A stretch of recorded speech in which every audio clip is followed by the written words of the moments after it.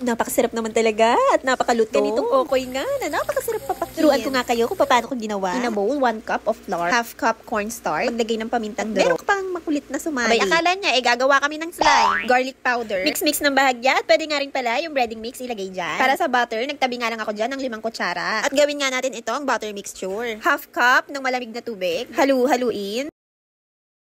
At wag natin kalimutan magbasag ng isang betlog. Halu-haluin mo ulit yan hanggang sa maging ganyan yung texture. At sa kabilang banda na bowl, meron na tayo ditong nakareding toge, kalabasa na hiwa-hiwa, pati na rin tong sibuyas. Kung meron kang panggadgad, pwede mong kadgarin yung mga kalabasa. Ilagay na natin tong natirang dry ingredients at halu-haluin. Sa maliit na platito, nagtulo nga lang ako dyan ng mantika, pampadulas. At ikalat mo yung mantika sa platito. Ready to assemble na, ikaw nang bahala kung gaano karami. At wag natin kalimutan yung hipon on top. 3 kutsarang butter kada isang platito. Ito na nga ang exciting part, prituhan time.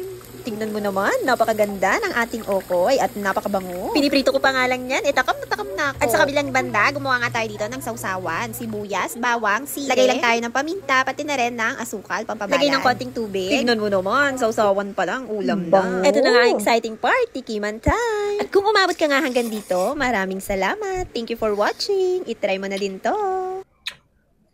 Sarap.